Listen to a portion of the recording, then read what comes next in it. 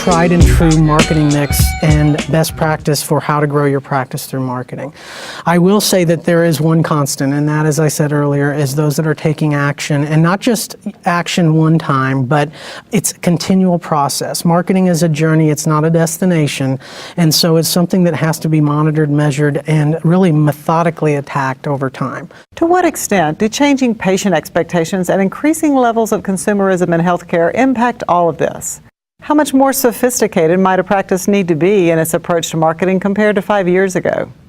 Yeah, I think we just touched on that a little bit, Gina. I mean, consumers are having conversations right now about your brand, about your practice, about the last patient experience that took place in your office. And so you've got to be more proactive with respect to auditing these communication channels and being on top of them. And we talk a lot about, in this medical field, the ability to convey thought leadership. The healthcare system is fragmented and difficult to navigate.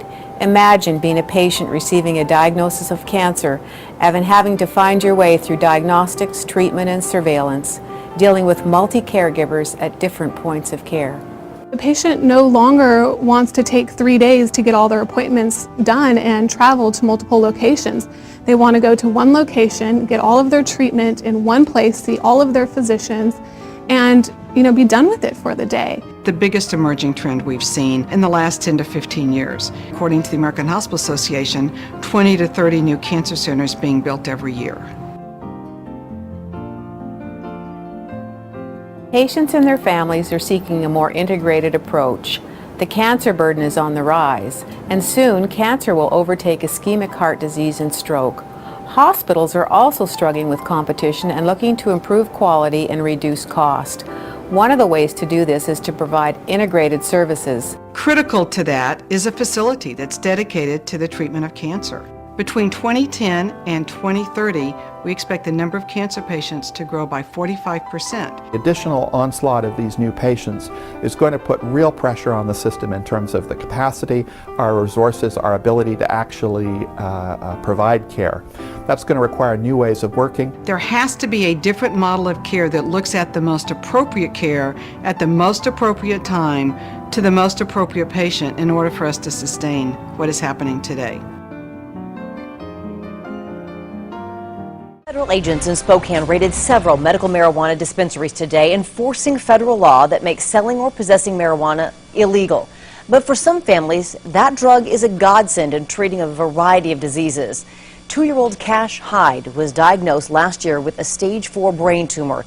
He nearly died more times than his family can count, and was miserable from the high-dose chemo coursing through his tiny body, until his dad turned to a controversial place and gave cannabis to his young son. When your child is dying of cancer, you'll do anything you can to help.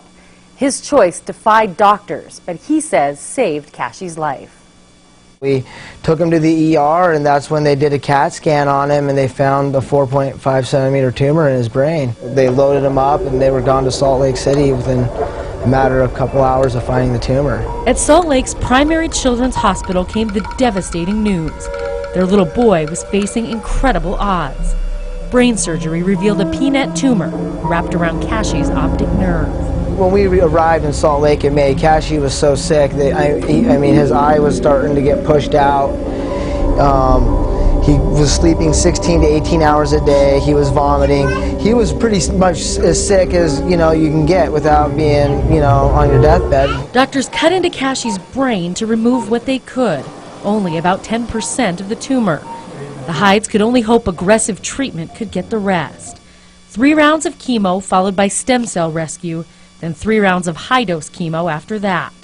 A difficult treatment plan for anyone, so imagine what it did to a 2-year-old kid. So the first night of chemo, we did 10 hours worth of seizures down in the ICU.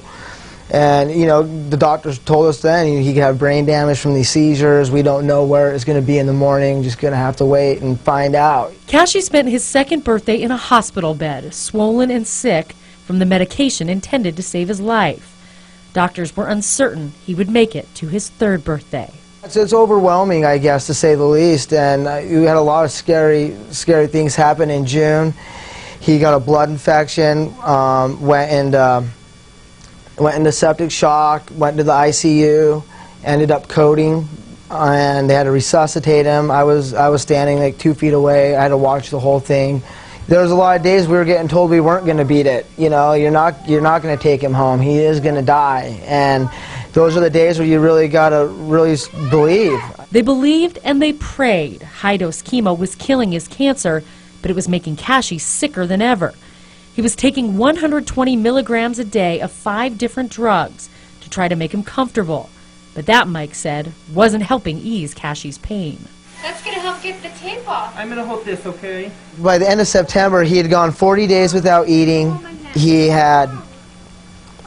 was vomiting 9 to 10 times a day. He couldn't lift his head off his pillow. He was literally laying there shivering in his bed. And the doctors came in and I said, is there anything we can do for Cash? The doctors had no answers, so Mike found his own. Relief in the form of a controversial oil, cannabis, illegal for you and I to possess, and something Kashi's doctors wouldn't even discuss.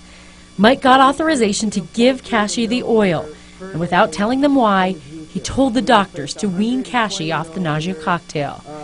Inserted through Kashi's feeding tube, a tiny amount of oil replaced all those drugs.